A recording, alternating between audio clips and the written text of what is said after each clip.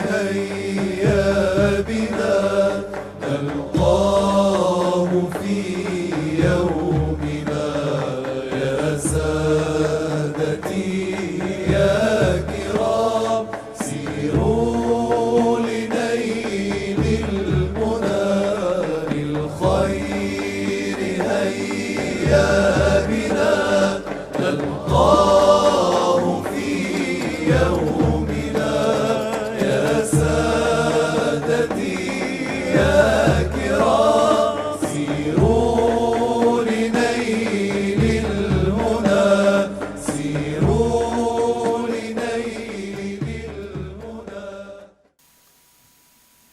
بسم الله الرحمن الرحيم الحمد لله رب العالمين وصلى الله على سيدنا محمد وعلى آله وأصحابه الطيبين الطاهرين. We start with the name of Allah. We praise and thank Allah for all of the givings He gave without Allah being obligated to give anything. And we ask Allah to raise the rank of Prophet Muhammad sallallahu alaihi wasallam, the ranks of his wives, believing relatives, companions, and those who followed them sincerely until Judgment Day. And we ask Allah to protect the nation of Prophet Muhammad alayhi salatu wassalam from what he feared for his nation. Thereafter, in previous sessions, we talked about times of prayer. We talked about the obligation of praying the prayers in their due times. We mentioned some benefits pertaining to the prohibitive matter. If something occurred, if a person was afflicted with something that prevented the obligation of the prayer, like menstrual blood, postpartum blood, insanity, or fainting, then what do they do in that situation if this prohibitive matter started after the prayer time came in? And what do they do if that prohibitive matter ended during a prayer time? How does a person act? How do they proceed? What do they have to make up? What are they not obligated to make up? We talked about those matters. Then the author, may Allah Ta'ala have mercy on him, Sheikh Abdullah al-Harari, in his summary book, he talked about the obligation of the guardian to order the prepubescent, mentally discriminant child who completed 7 lunar years of age to pray and to fast if they are able to bear fasting physically. And that child would be hit for not praying and not fasting after the completion of 10 lunar years, and that hitting is an obligation on the guardian as well. But of course, this hitting would not be a destructive hitting that causes the loss of life or breaking of a limb or a hitting in the face, for example, but that it would have a sting to it. It would hurt in that it would make the child aware, make the child know the seriousness and importance of performing the prayer, and that this mentally discriminant child, he would be ordered to make up prayers just as he's ordered to pray the current prayer, and that he would be taught the necessary knowledge that pertains to the prayer, whether it was the matters of purification, the conditions, the integrals, the invalidators, so that he could perform the prayer properly. And we mentioned some other details about this. And if the child became mentally discriminant early, before 7, or if their mental discrimination was delayed until after 7, and what does the guardian do in these circumstances, and what are they obligated to do?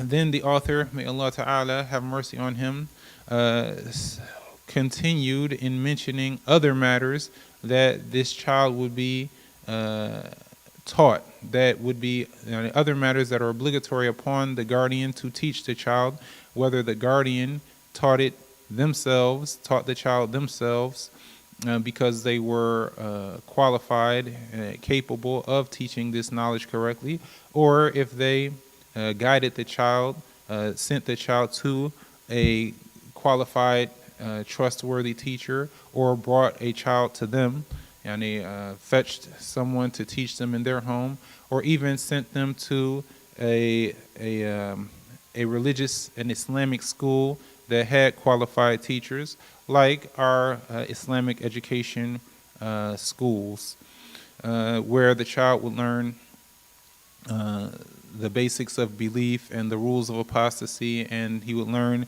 purification and prayer and what are the conditions, integrals, and invalidators, and he would learn how to pray in congregation, and he would learn about the rules of fasting, how to fast properly the month of Ramadan, and even learn some details about zakah and pilgrimage, and learn about what is sinful so that he would be able to avoid it, preparing him well for living a life piously, living a good life piously in obedience to Allah the Exalted. He would have what he needs. He would have his provisions as far as knowledge was concerned, the fundamentals that he needs, the foundation that he needs to live a good life, to be a good person.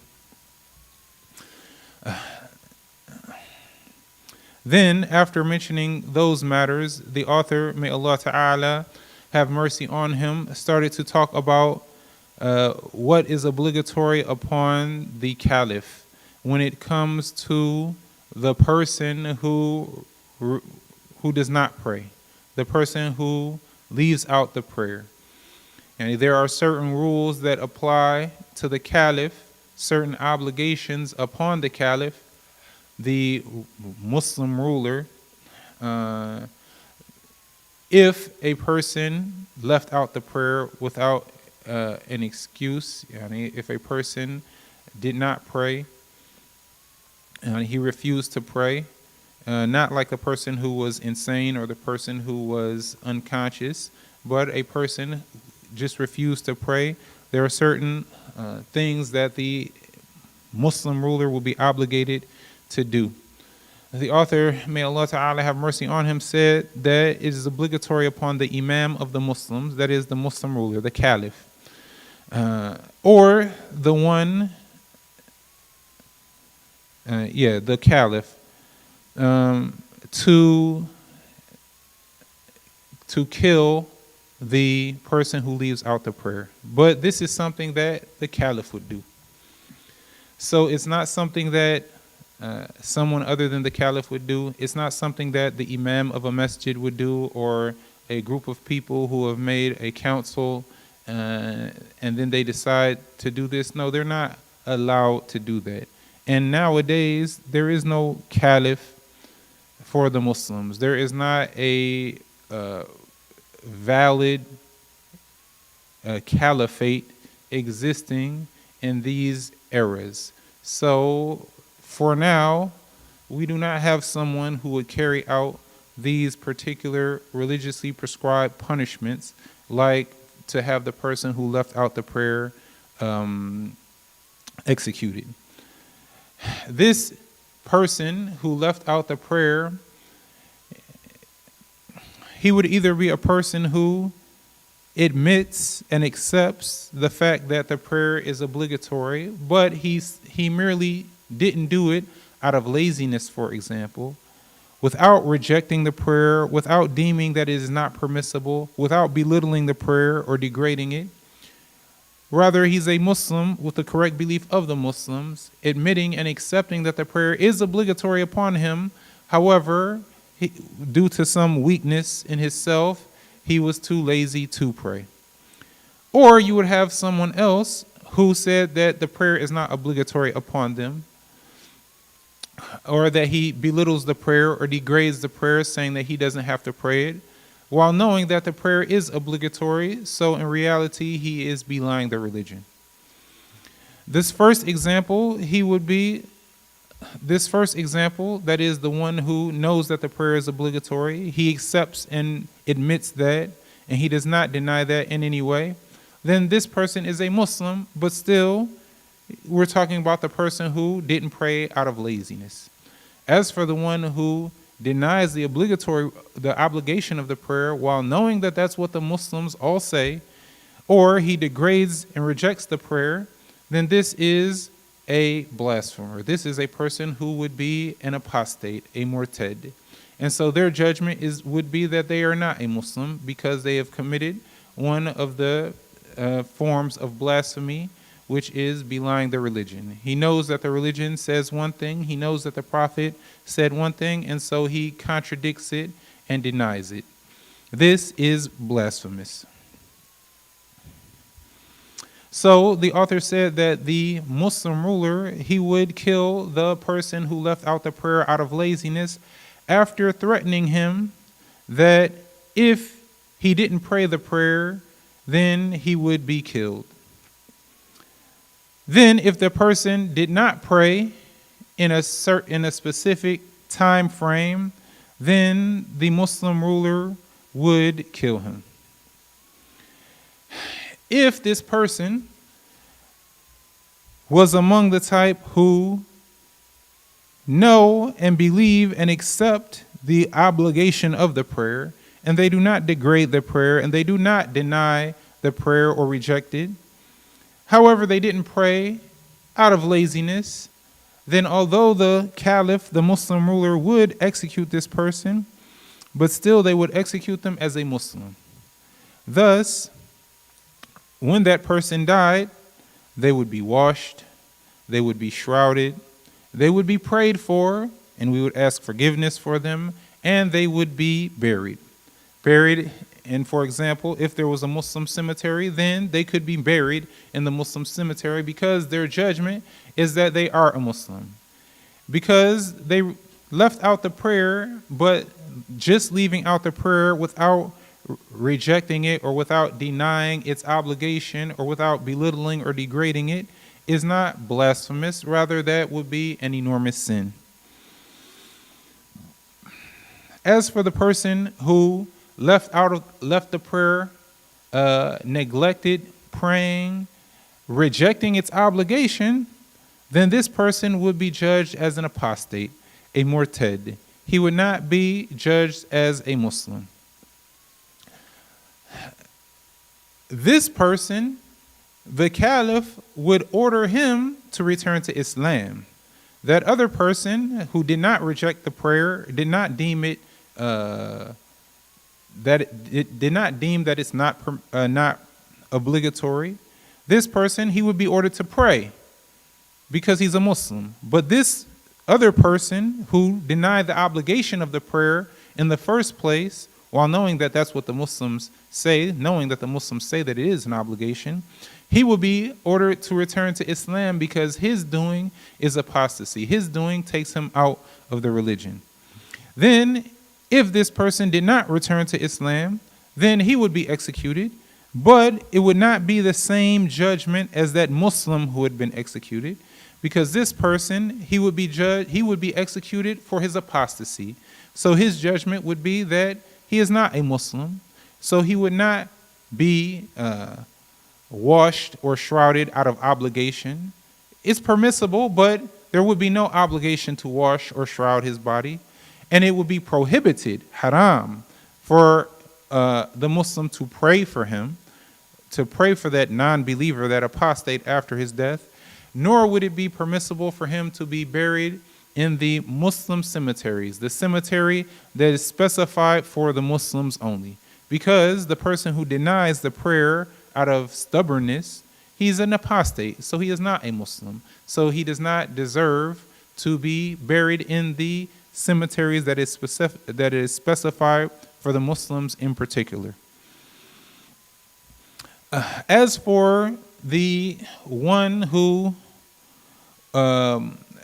left out the prayer out of laziness, yes, he would be executed, but his execution would be a kaffara for his sin. The Prophet sallallahu alaihi wasallam said in the hadith, al-hudud kaffarat. That is, the Muslim who committed a sin that requires a religiously prescribed punishment, a punishment that the religion prescribes a particular punishment, a particular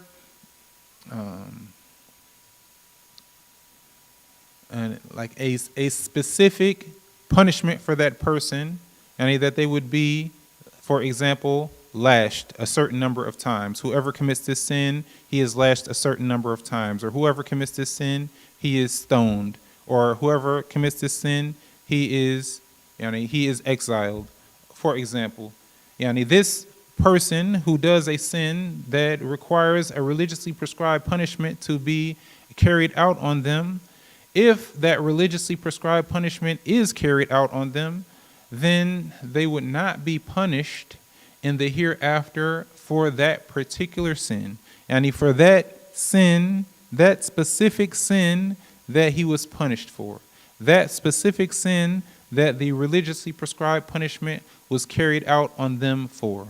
So in this case, if a person, a Muslim, left out the prayer out of laziness, not out of denying its obligation, and then the caliph came and ordered him to pray, and so he refused, and then the caliph then had him executed, this person, this Muslim, he would be washed, shrouded, prayed for, and buried, and on the day of judgment, he would not be punished for that prayer that he left out. He would not be punished for that particular sin, that particular prayer that he neglected, because of which he was executed, because of which the religiously prescribed punishment was carried out on him. So this is among the meanings contained in the saying of the Prophet sallallahu alaihi wasallam, al-hududu kaffarat, that the person, the Muslim, who had the religiously prescribed punishment carried out on them because of a sin that they did, they will not be punished in the hereafter for that specific sin for which they were punished in this world for, with the religiously prescribed punishment.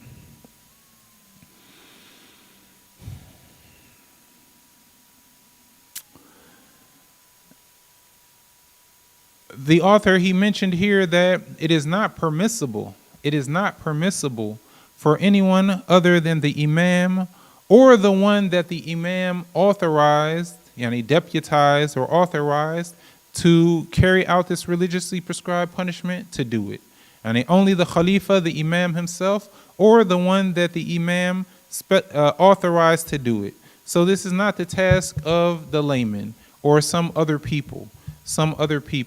And so it's not acceptable religiously for people to do like what has been done in some areas nowadays, where someone gets accused of stealing, and so then some people in a masjid or a musalla, they group together and try to chop his hand off. That's not something acceptable in the religion. Rather, with the existence in the presence of a khalifa, with the existence of the Muslim ruler, the valid khalifa, the person who received his caliphate through the method of the religious law, for this person to deem that this person is guilty based on the religiously necessary proof and evidence, for them to be convicted of the crime based on the religiously necessary proof and evidence, then the caliph himself or the one who he specifies will carry out the religiously prescribed punishment. So it's not for anyone else, whether they acquired some knowledge or not, whether they were a layman or other than that, to take it upon himself or herself to carry out these religiously prescribed punishments on someone among the community who they think committed one of the sins that calls for that.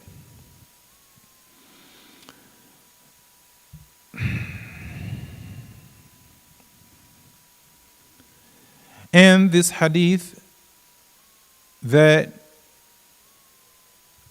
we mentioned for you, al-hudud kaffarat, it was narrated by al-Bayhaqi, and al-Bukhari mentioned another hadith that bears a similar meaning, that gives the same meaning. Then the author, may Allah Ta'ala have mercy on him, he said that it is obligatory on every Muslim to order his family with the prayer. What's meant by this is that it is a communal obligation. And what is meant by his family is his wife and children, and those who carry a similar meaning to that. He said, so this, if this person knew himself, then it is obligatory upon him to teach them. What is obligatory upon them to know? Themselves. And if a person knew himself, he had the knowledge himself, then he teaches those in his family who are ignorant what they must know, yani the necessary knowledge that they are obligated to acquire. Or, yani, and this pertains to the knowledge of purification, prayer, and the belief and other matters, the sins and other matters. Yani, what is considered the obligatory knowledge of the religion? He said, or he would enable them to acquire the knowledge themselves. So if this person himself doesn't teach his family, then he would enable them to learn it themselves. Like, for example, for him to fetch a teacher, bringing them to the house to teach his family. So he himself doesn't teach them, but this teacher will be the one who teaches his family in his place. Or he sends them to the mosque to sit with Sheikh Fulan or Imam so-and-so, so that they could acquire the knowledge from that teacher, or whether that teacher was male or female.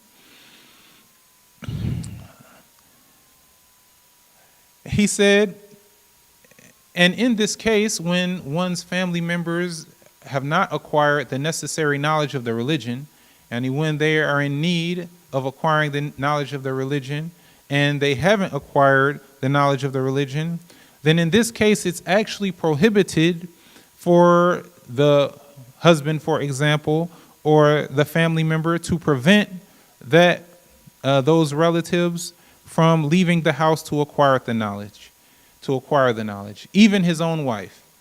You know that the husband who is providing sufficient housing for his wife, and acceptable, befitting housing for his wife, then she doesn't leave his house without his permission.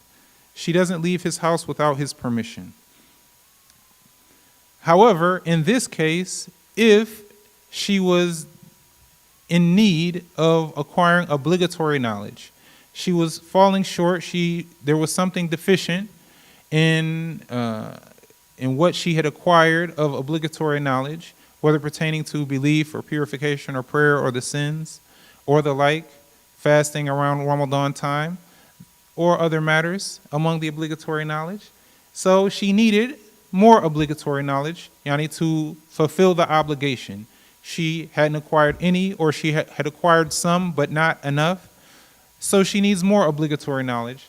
Then if the husband is not going to teach her himself, and he's not going to bring someone to her, to the home, to teach her, then he's also not allowed to prevent her from going out to acquire the knowledge.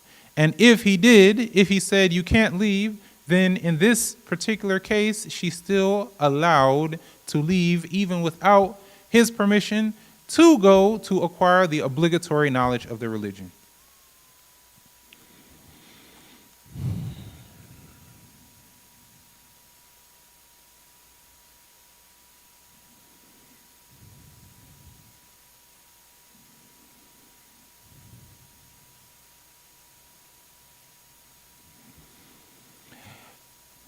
The author, may Allah Ta'ala have mercy on him, he said that if the husband himself was not knowledgeable with these matters, he didn't have the knowledge himself to teach her, or he had the knowledge to teach her, but he neglected doing so, then she is allowed to leave the house to go acquire the knowledge even without his permission.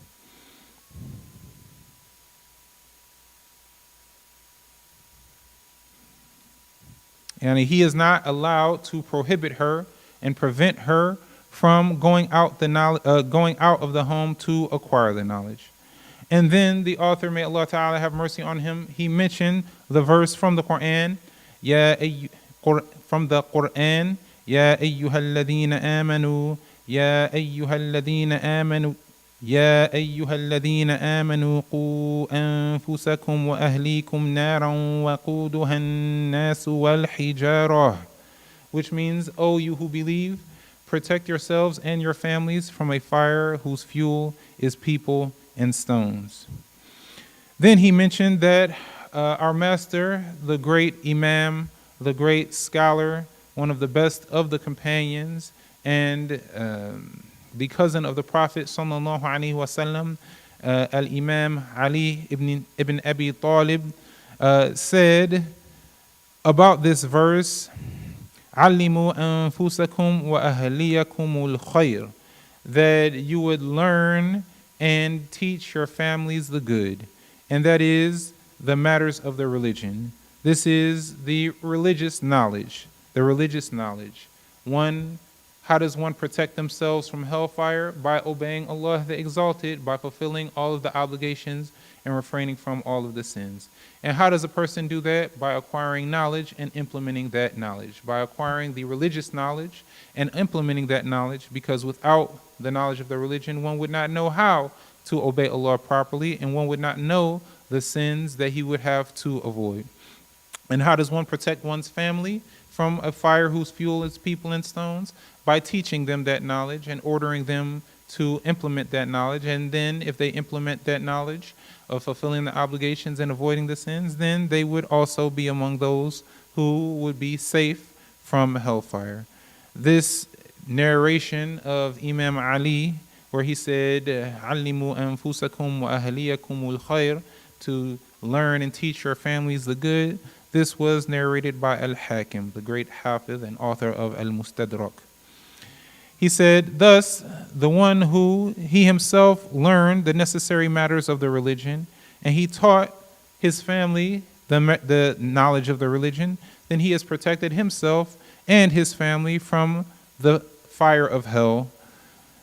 And the person who didn't do that, the person who did not acquire the necessary knowledge of the religion, the person who did not teach his family the necessary knowledge of the religion while they were in need of that knowledge and had not acquired that knowledge, then he has destroyed himself. He has ruined himself, and he has, helped or he has attributed to the ruin of his family. He has contributed to the ruin of his family by not ordering them with that goodness, without teaching them or guiding them to who teaches them the goodness. Then he ended this section by mentioning that it is also obligatory upon the Muslim to order whoever he is able with the prayer. So the Muslim, yes, he orders his family to pray, he orders his wives and children to pray, but also anyone else who he knew was not praying, then he orders them to pray, for example. And this is because ordering the lawful and forbidding the unlawful is an obligation in the religion. He said that it is obligatory on the male and female Muslim to order the lawful, whether that was prayer or fasting or other than that, because the obligations are numerous. And if one was able, they must teach that person if that person was deficient of the necessary knowledge to perform those obligations properly, whether they didn't know about the necessary conditions, they didn't know about the necessary integrals, or they didn't know about the invalidators. One would teach them themselves if they are qualified to do that. And if not, then they can guide that person to the qualified teacher. But of course, it's obligatory upon every accountable Muslim to have the obligatory knowledge. So if a person is not able to teach this information, then they need to look at their circumstance, look at their situation, appraise their situation, and go to review that knowledge so that they will have this knowledge wherever they go. Whether with a book or without a book, with a phone or without a phone, this knowledge would always be with them. Sometimes teaching someone would be a communal obligation, and that is if there is numerous qualified members of the community present and available. But if that was not the case and they were the only person present and available to teach this knowledge, then they would be obligated to do it themselves. It would become a personal obligation on the person. And be mindful of the prohibition, the sin of concealing and refraining from teaching the obligatory knowledge to the one who seeks it. It is a sin. It is a sin for one to abstain and refrain from teaching the obligatory knowledge to the one who seeks it. So if one comes to you seeking the obligatory knowledge, then teach them or immediately link them with someone who can teach them so that they would acquire that knowledge, and if that person is presently available. And do not leave them in a state of ignorance. Do not leave them without helping them to acquire that knowledge, because it's an obligation on them to learn it, and it's an obligation on you to teach it to them. And this is something that benefits the individual and the community as a whole. So may Allah the Exalted make us among those who acquire this knowledge and implement it, teach it to others, and die on a state of perfect belief. Ameen. Walhamdulillahi Rabbil Alameen. Wa sallallahu ala Sayyidina Muhammad wa ala alihi wa ashabihi at-tayyibin at-tahirin. La ilaha illallah. Allahumma salli ala Sayyidina Muhammad wa ala alihi wa ashabihi at-tayyibin at-tahirin. Assalamu alaikum wa rahmatullahi wa barakatuh. قلوبنا هامت بذكر الله الله الله الله قلوبنا هامت بذكر الله الله الله الله قلوبنا هامت بذكر الله الله الله الله قلوبنا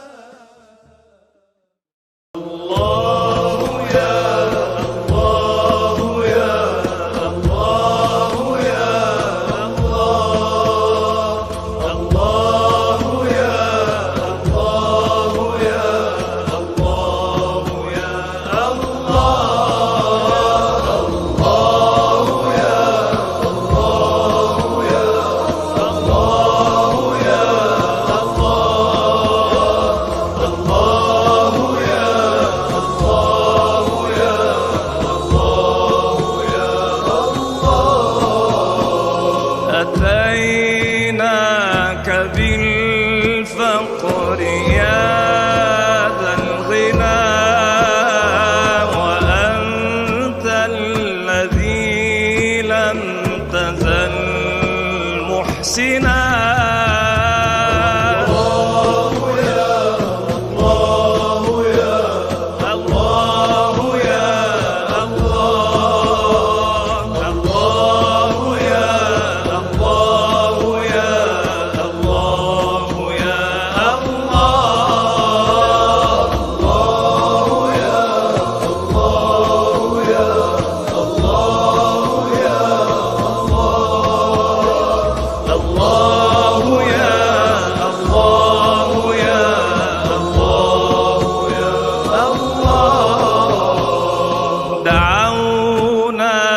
فارحم ويسر لنا سبيل الرشاد وجود بالهنا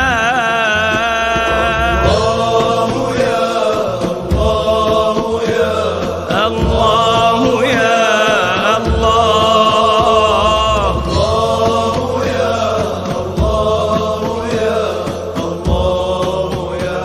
الله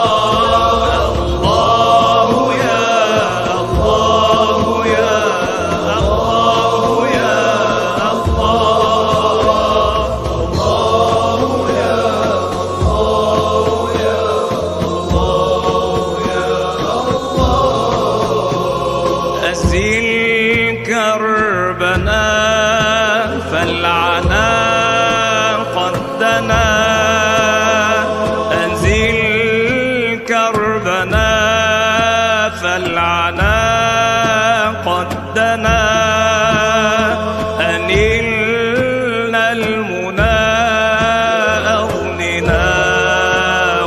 ربنا.